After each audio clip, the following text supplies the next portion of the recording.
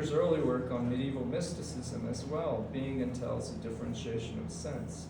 Heidegger calls this heterothesis, involving the simultaneous giving of the one, hen, and the other, heteron, in a primal splitting of being. In the giving of beings, oneness, unum, is also privation, in that, quote, an object is precisely not the other, unquote. The heterothesis takes the form of hexeity, hexetas, a term duns scotus formulated from the indexical hic for this, now, and here, in which Heidegger translates as such now here-ness. As singular alogical material, it escapes reduction under a species concept, and yet is intrinsic to the categorical sense of being itself. God qua being, the efflux of its undifferentiated Godhead, pours forth into the multiplicity of the created world in analogical differentiation. Heidegger repeats that heterothesis is in non-theological terms of an originary indifference of being and its differentiating event, ereignis. The such here nowness becomes transferred to an understanding of being as event, the context of which is always, quote, the unique, particular, and individual, unquote. Undifferentiated being analogically differentiates itself into the hexeity and alterity of concrete historical events, ereignis, whereby being is identity and difference.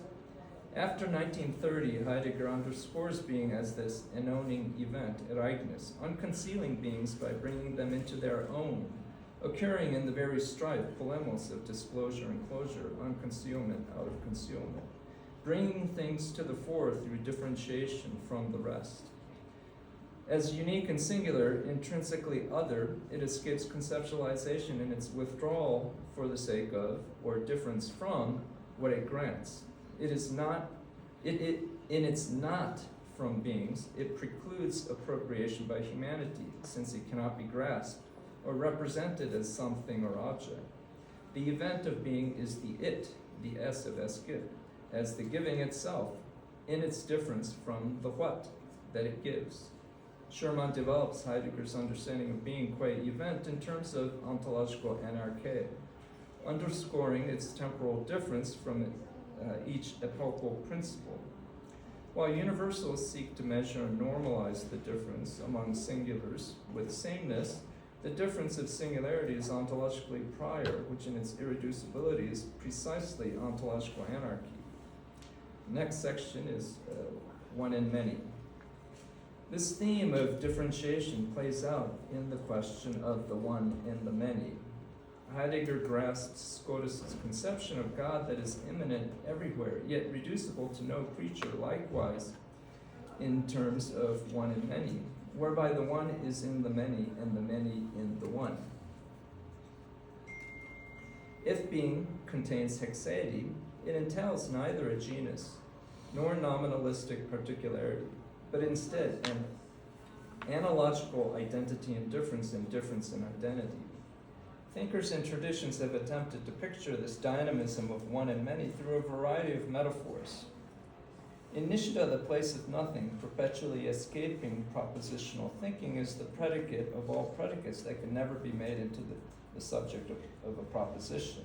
The predicate determines the object's properties in virtue of what the object, in virtue of which that object is a determinate something, in distinction from other beings, and as standing out in distinction from the predicate.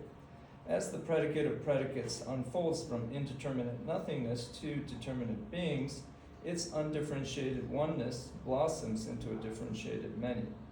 Nishida calls this dynamism the contradictory self-identity of many and one, a dynamic structure of one qua many multiplied through differentiation, whereby each of the many are also contradictory self-identities in endless self-differentiation and multiplication.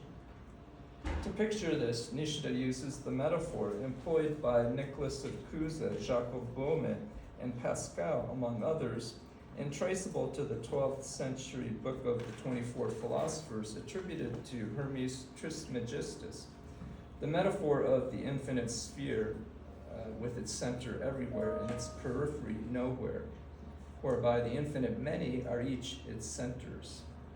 Nishida also refers to the metaphor of Indra's net from the Avatamsaka Sutra, describing an infinite net extended in all directions with a jewel in each node, mirroring each other in the whole, multiplying the infinity by infinity, each from its own unique anchor. If we add time as an additional dimension, as in Dogen's notion of the Dharma position, Juhoi, the endless past and future are condensed in reflection into the instantaneous present. We can also imagine each individual, this here now, reflecting it within itself other smaller individualities, just as it reflects the infinite whole. Each maintains itself while reflecting all within and without in reciprocal reflection. Such metaphors picture reality as same yet different, one yet many, unity yet plurality, perpetually unfolding. An appropriate metaphor today may be the fractal, coined in 1975 by the mathematician Benoit Mandelbrot. Its flux is a moving fractal, infinitely self-differentiating yet replicating, but with its center everywhere. It might also be likened to a rhizome, a rhizomatic fractal. You can't really see the Mandelbrot, the mathematician, is in the circle, but you can't see him. And here also, there's